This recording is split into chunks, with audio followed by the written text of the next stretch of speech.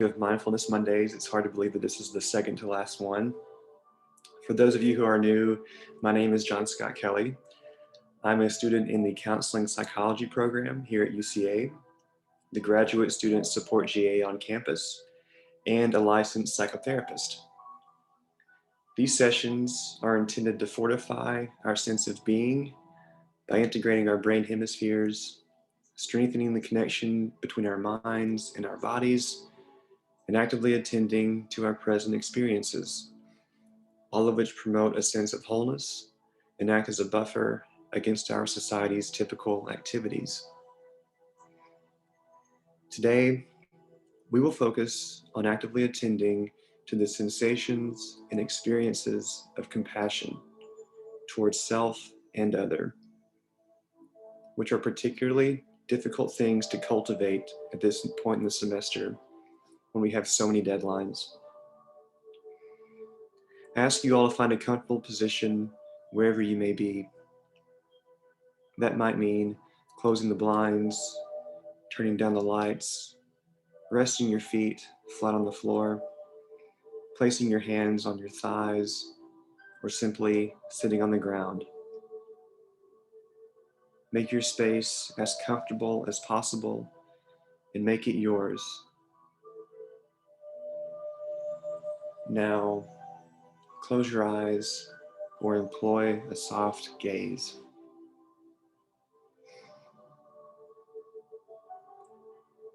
As you allow your eyes to gently close, tune into your body and make any necessary adjustments. It can be helpful to remember our intentions of both ease and awareness.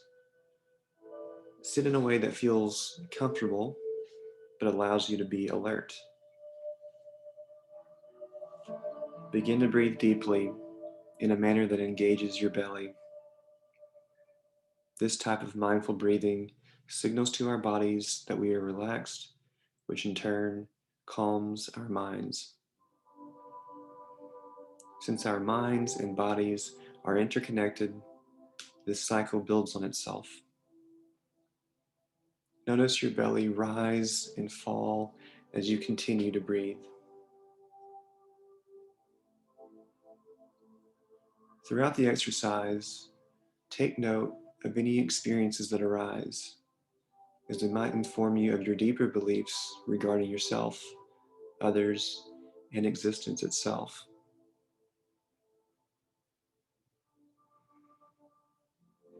As fallible beings, we all fail to reach our aims and complete our tasks from time to time, but we often have little patience for ourselves when this occurs. We make quick, unquestionable assumptions such as, "I should have done that," as if the achievement of the goal ought to have been inevitable. We also experience negatively valenced emotions like guilt and shame, since our experiences are discordant with our desires. Why are these beliefs so compelling? In the hustle and bustle of our daily lives, we are often more focused on product than process. It seems it isn't as important how things get done as long as they get done. And we feel a lot of pressure in this process, rightly so. How do we know product is more valuable than process? This is an absolutist belief that cannot survive scrutiny. There's no space for growth and learning in this belief set. When we say we should have done something, we are signifying that we should have already known how to reach our aims, that learning and the consideration of alternative approaches are necessary, and that we know ourselves well enough to know what we truly want. However, those assumptions are not always supported by our experiences. How do we ever learn if we already know all the necessary procedures? Why isn't the learning process valuable? After all, the mechanism of learning can be applied to other areas of life. since the world is continually presenting us with things we do not understand. When we are unwilling to be receptive to alternatives, how can we be so sure about the value of our desired aim? How do we know we are not blinding ourselves to novel opportunities or contradictory information that might lead us in another direction? The answers to these questions are not as simple as our rigid presumptions would lead us to believe.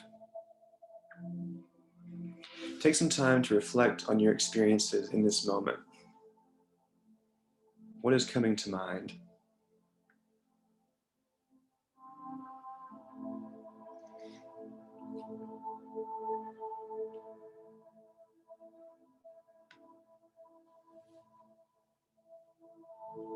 When we find ourselves disappointed after the incompletion of a task, rather than expounding upon what we should have done, it is usually far more accurate to say, I would have liked to have done that because it is associated with my aims, which are things that I value. It is important to point out that this desire to achieve our aims is important and often a part of our identities. In fact, it's a big reason why we are where we are in our lives. Nevertheless, there can always be too much of a good thing, and it is necessary to strike a balance between stability and flexibility, order and chaos. Absolutist statements are stable, but inflexible to the point of rigidity, and fail to take other contextualizing information into account. That is actually how they survive. They simply do not allow us to perceive the inconsistencies despite their existence. How are you feeling in this moment?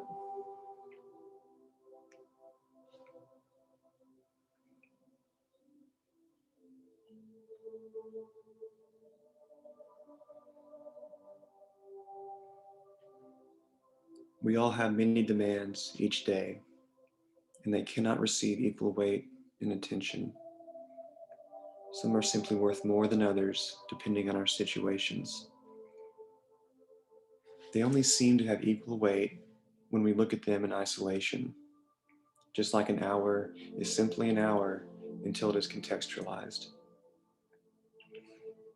In short, when we condemn ourselves based on rigid beliefs, we are buying into an overly confident view of the world that deconstructs, isolates, and forms generalizations from narrow abstractions, and we assume that others exercise the same rigidity when they interact with us. In this effort to simplify the world and avoid distress, the creative potentials that exist in the complexity of the chaotic unknown are lost. In this situation, one doesn't know what one doesn't know, but the unknown aspects of life do not conform to our beliefs. This is when the world lets us know that our answers to its questions are incorrect or incomplete, and we experience negatively valenced emotions. Not negative in that they are bad, but negatively valenced because we know we are out of position.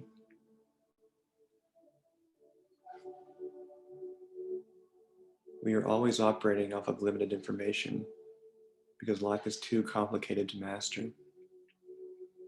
When we operate in rigidity, we think we have all the answers, but the complexity of reality remains in spite of our assumptions. Therefore, the necessity of compassion does not lie in the fact that it makes us and others feel better, though that is an important byproduct. It's more crucial than that. The processes that underlie condemnation are constricted and inhibitive since they constitute a one-sided view of reality. When we practice self-compassion, we are actually seeing the world in a different, more contextualized and nuanced way. We are appreciating its complexity, which can significantly influence our broader experiences. In this effort, we also come to appreciate our own complexity, which includes those aspects of ourselves that we dislike or ignore. And this allows us to integrate and fortify our being. Through introspection, we can attempt to determine what it is about ourselves or our situations that impedes the pursuit of our aims. We learn more about ourselves, prepare for the inevitable challenges of the future, and grow as people. Moreover, we have more acceptance for others and bring our best selves to the world as we tackle the challenges it presents to us. We will attempt to access that state of acceptance and cultivate compassion today. The intention is to have an open heart that is supportive and understanding, and this applies to self and extends to others.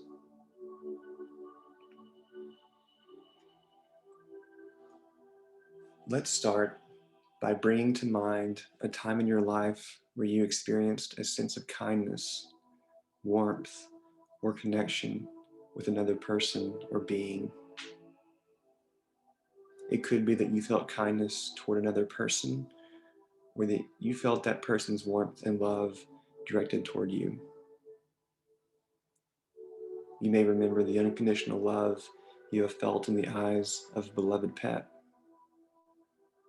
You may recall a special time with someone and the way that you felt in that moment. You may remember a moment of fondness toward a young child or a teacher or neighbor who smiled warmly whenever they saw you. You might recollect a time when you were generous to another person or when someone was kind to you. Allow yourself to imagine that experience or feeling from that moment.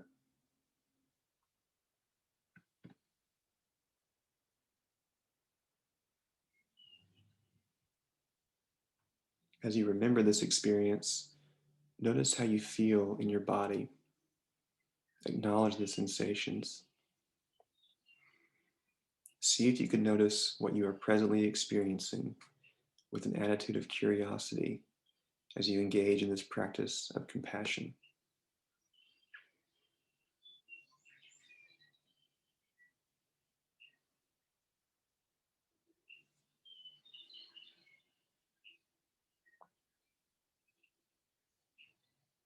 Next, bring to mind the image of someone you care about, have warm feelings toward, or to whom you feel a sense of positive connection.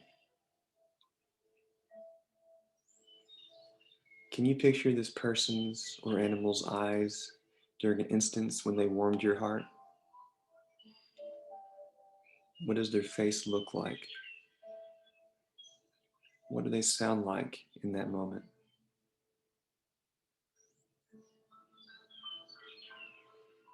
As best you can, try to get an image or sense of that person in your mind's eye.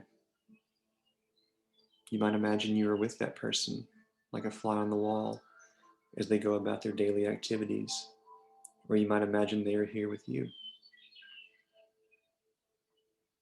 Now, you will begin to wish this being well by extending words of kindness to them. I'll be offering some phrases as guidance, and you are invited to use these phrases or choose new words as you express your wishes of love and kindness towards this being. Use these phrases or ones of your own choosing and silently repeat to yourself, may you be well, may you be kind to yourself, may you be understanding, may you be seen.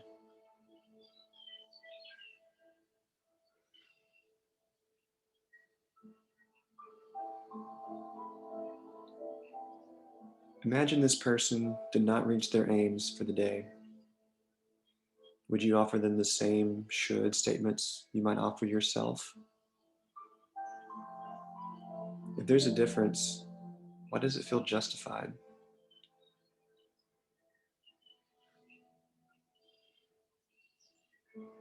We will add more context to the previous statements. Allow yourself to connect with the emotional intent of these phrases as you say, "May you be well and bring your best self to the world. May you be kind to yourself. This was also an opportunity to learn. May you be understanding. The world is too complicated to always have the answers. May you be seen. I acknowledge your whole being and I still care."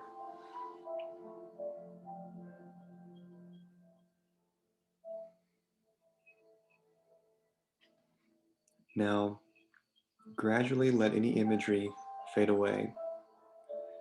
Actively attend to what is present for you as you sit here in this space where you are.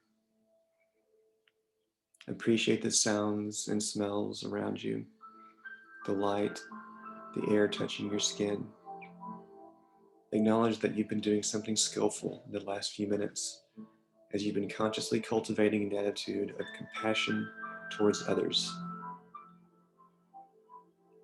Notice once more the feeling of your body resting here with any feelings of warmth or kindness that may have emerged. What would it be like to offer this compassion to yourself? Would it be easier or more difficult?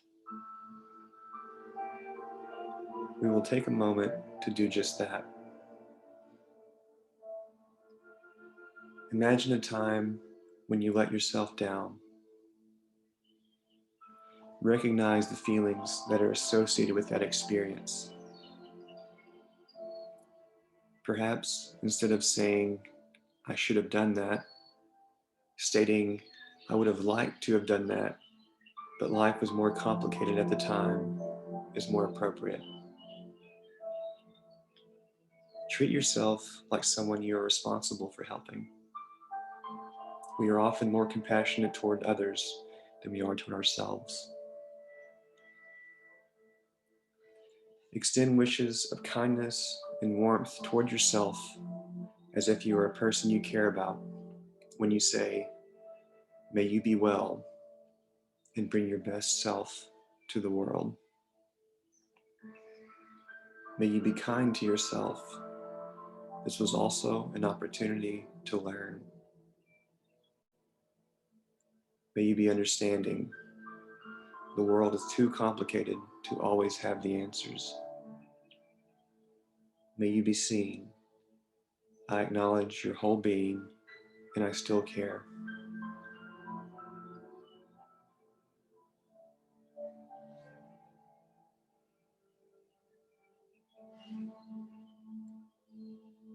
When you are ready, bring yourself back to the room. Open your eyes or harden your gaze.